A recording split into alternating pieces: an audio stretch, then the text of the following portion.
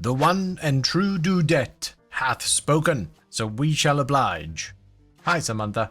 How you doing? The Rumblejack is a dagger that you get by finishing the new war quest, so you essentially get it for free, and it does primarily electricity damage with a decent amount of impact on the side. Its crit is incredibly meh with a 14% crit chance and a below average 1.8 times crit multiplier, though that is somewhat balanced out by the very high 40% status chance. And that's pretty much it. There are no special unique mechanics, it's just a tiny little dagger, which is obviously very slow because, as we all know, tiny light weapons are incredibly unwieldy.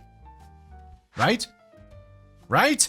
But anyway, my long-standing beef with their nonsensical attack speed aside, daggers are actually pretty fun, so let's give the Rumblejack a shot and see if it's any good. Shall we?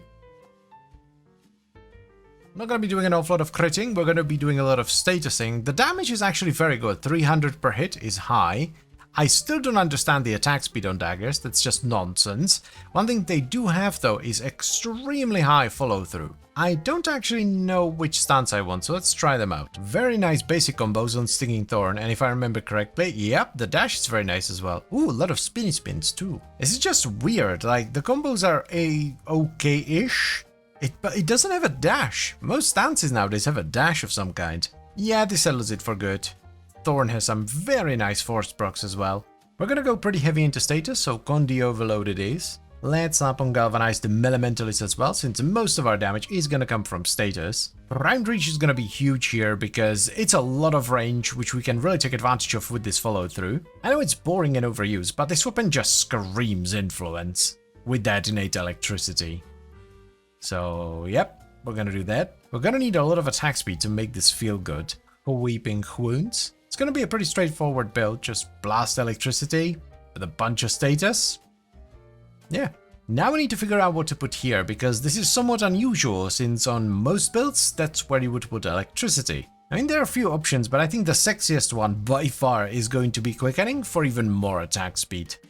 Daggers are really fun, they just need a lot of attack speed to feel good. So double attack speed should be very nice. Hell yeah, high attack speed daggers are just tremendous. They're actually reasonably good on its own, which is very promising. Like, the clear is tremendous, even without priming. Single target, yeah, a bit questionable, but we also don't have Tennokai. I'm expecting some serious insaneness once we add the boy with all of his priming. Oh, now that's what I'm talking about. Damn, dude. That's just a little bit better. Bloody hell, Harold, who's a good boy? Who's a good boy? Where you going? Where you going? That's a pretty cool heavy as well. Let's get, I guess, a D for Elementalist, right? I want Opportunities Reach. I like the longer trigger window, but we can also utilize the range really well. You could run Discipline's Merit too if you want something more reliable, but I usually prefer Opportunities Reach. What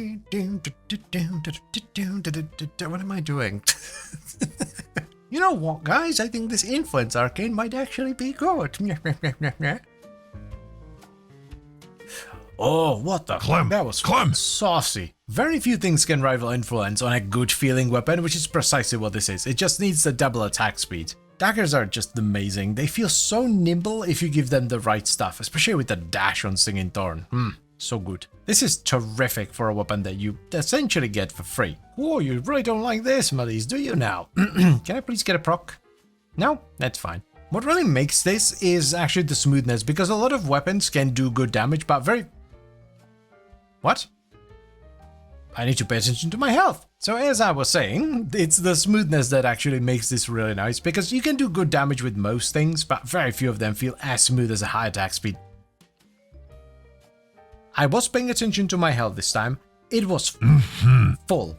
This is some major bullshittery. I'm so glad people are finally opening their eyes up to follow through, because I will routinely see comments that are just like, hey, you might not want to stack that much range because of the follow through and all that. So I'm glad you guys are taking that into consideration, because it is very important. Honestly, I think this is as good as it gets. I have zero complaints here. Great range, good clear speed. The single target's actually decent now that we have Tennokai. Feels great. Overall, just very good.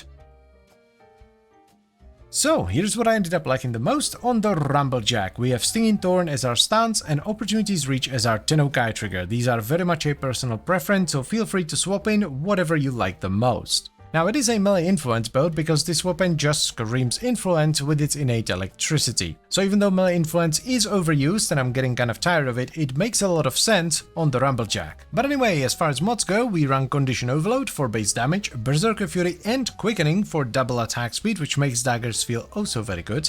We then run Weeping Wounds for some status chance, Galvanize Elementalist for status damage and status chance, which is followed up by Volcanic Edge and Vicious Frost for blast, and we top it all off with Primed Reach. Getting a lot of range on daggers is more beneficial than on most other weapons because A, they have very little to begin with, but also B, they have extremely high follow-through. I honestly don't know if it's just placebo, but having a lot of range on a dagger just feels different. Now, if you're gonna do this build, make sure you pair it up with a good priming pet. I run a Hound, Good Boy Harrow, that primes Cold with Coolant Leak, and then Impact, Heat, Puncture, Radiation, Magnetic and Vital with its Batoten. If you don't have a good priming pet yet, get one. It is by far the biggest damage multiplier for most setups. Well, I hope you're happy with the results, Samantha, because I certainly am. This was a lot of fun. And I would absolutely recommend you give it a shot, because you might as well, right? It's a free weapon that you get from a quest. It even comes with a weapon slot and a potato. Unless you sold it, that is, at which point you're gonna have to buy a new one from Cimeris for 100,000 standing, you silly goose. So here's hoping you didn't do that just to get a free weapon slot. So yeah, this is an absolutely tremendous weapon, I love it, it feels great with the double attack speed, and even though the crit chance is very mediocre, it doesn't need it. The status is enough. What helps it a lot actually is its base damage. 300 damage per hit is a lot. Like War, for example, you know, the big heavy blade that you can get from the Stalker? Yeah, that does 250. Also, this is one of the weapons that gives you bonus movement speed when you wield it. This isn't necessarily a unique trait, there are quite a few weapons that do this, but when you go into full melee mode, you actually move 10% faster with this. What I'm trying to say here is that the Rumblejack has a lot going for it. It's a really cool, really good feeling weapon that also plays into our strongest melee setup, which is melee influence. So yeah, definitely try it out. Big thumbs up from me. Now, before we end the video, I would really like to do another one of those me trying your builds kind of videos, because there was a lot of fun last time, and I would like to do that on Friday. So if there is a particular build you would like me to try in that video, leave it in the comment section down below. I'll try as many of them as I can, and I will showcase the best ones on Friday. I find that this is the best way to learn about weird niche interactions and builds that could have potential uses outside of the weapons that you guys recommend them on. But anyway, that's enough blabbering for today, so I thank you very much for watching, as always guys, and I hope you've enjoyed the video. Then, I would also like to extend a special thank you to all the channel members. Thank you very much guys, I really appreciate your support, it means a lot to me. And I'll see you next time. Bye bye.